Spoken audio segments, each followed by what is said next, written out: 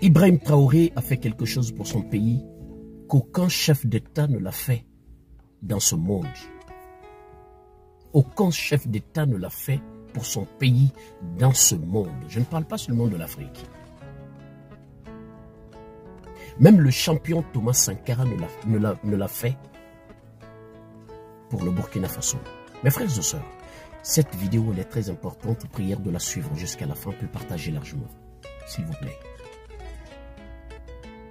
Parlons de l'Occident, parce que tous les pays africains savent qui est Ibrahim Traoré et le Burkina Faso. Avant, beaucoup de personnes, beaucoup de pays ne connaissaient pas le Burkina Faso. Aujourd'hui, même quand on va jusqu'au bout du monde, tout le monde parle de Burkina Faso. Aujourd'hui, c'est des milliards et des milliards de personnes qui sont concentrées. Les yeux sont ridés sur le Burkina Faso. Les projecteurs sont braqués sur le Burkina Faso. Tout le monde sait où est le Burkina Faso. Tout le monde sait qui est Ibrahim Traoré. Si on parle forcément d'Ibrahim Traoré, on parle de Burkina Faso. Mes frères et sœurs, protégeons ce homme. Protégeons ce homme. Mais c'est quoi mon désarroi? Parce que ça, c'est un trouble moral profond. Un trouble moral, mais très profond pour moi, en fait. À chaque fois, je pense à cette chose. Mes frères et sœurs, ces dirigeants africains qui sont à la tête de ces États africains aujourd'hui ont assisté à l'assassinat de leurs propres frères. Combien de frères ont été assassinés par l'Occident parce qu'ils voulaient protéger leur terre, leur continent et leurs matières premières? Combien de dirigeants africains se sont fait assassiner devant leurs propres frères qui sont au pouvoir là aujourd'hui? Je me pose la question, pourquoi ces dirigeants africains-là ne peuvent pas se réveiller et dire stop à l'Occident? Parce qu'ils ont assisté à l'assassinat de leurs propres frères qui ont aimé cette Afrique et qui voulaient la liberté de cette Afrique. Pourquoi ces dirigeants africains laissent encore Ibrahim Traoré seul dans ce combat?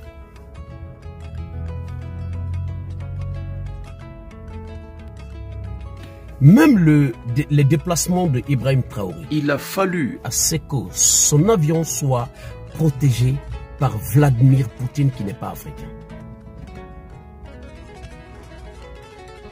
Les deux avions de chasse qui ont protégé, qui ont suivi, qui ont escorté l'avion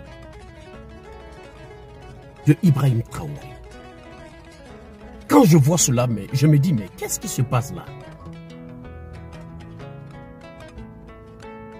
Vladimir Poutine, la Russie, qui est loin de l'Afrique, qui n'est pas africain, qui vient protéger un fils digne, un panafricain, qui veut protéger, coûte que coûte protéger son intérêt, qui veut coûte que coûte protéger son pays, ses matières premières, son continent. Et les autres dirigeants africains sont là à aider l'Occident pour abattre leurs propres frères.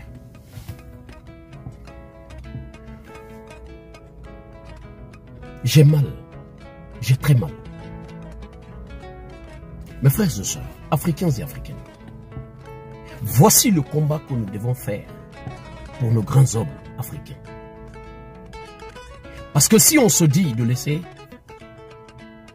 les dirigeants actuels de l'Afrique faire ce combat, l'Afrique se verra dépouillée de tous ces grands hommes. Aujourd'hui, le combat, c'est nous qui devons le mener. Nous, les Africains. Comment est-ce qu'on doit mener ce combat? Écoutez-moi très bien. Écoutez très bien. Écoutez très bien, s'il vous plaît. Nous devons prendre ce combat en main, car l'Afrique a besoin de nous pour désherber le chemin pour nos enfants qui viendront après. Mes frères et sœurs, nous devons montrer à ces puissances, se faire entendre, dire à ces pays occidentaux que n'importe quelle puissance, n'importe quel pays, n'importe quelle personne qui sera associée à l'assassinat d'un dirigeant patriote panafricain, son peuple sera châtié partout, sur toute l'étendue du territoire de l'Afrique. Nous avons tous un compte Facebook.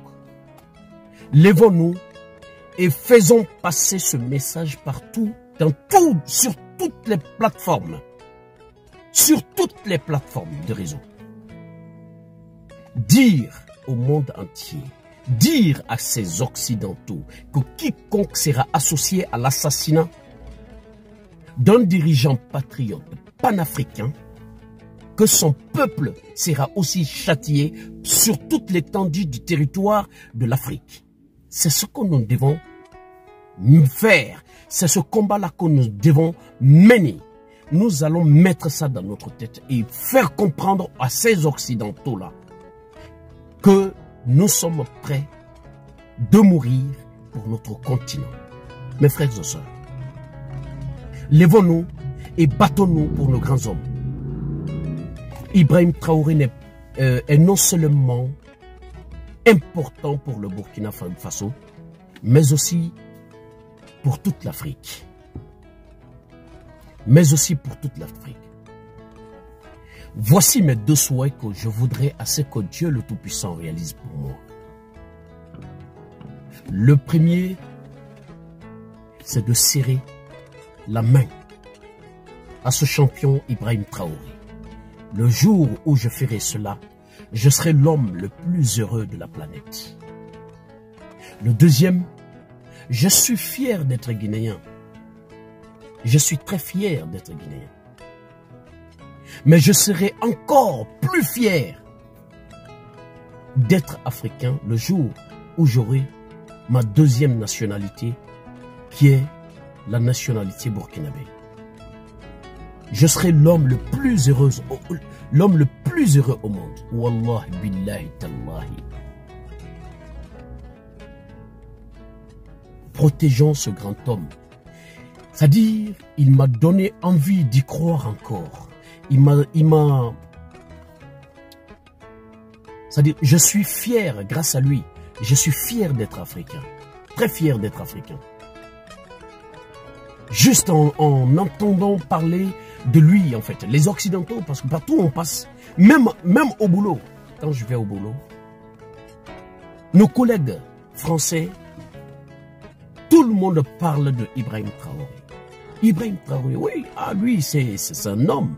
Ibrahim Traoré, mais il est puissant. C'est un homme, c'est le plus puissant président au monde. Parce qu'il est connu de partout. Vous voyez, le Burkina Faso, il a donné un nom au Burkina Faso. Ce champion a donné un nom au Burkina Faso. Il a encore donné le courage aux autres Africains de se lever pour cette Afrique.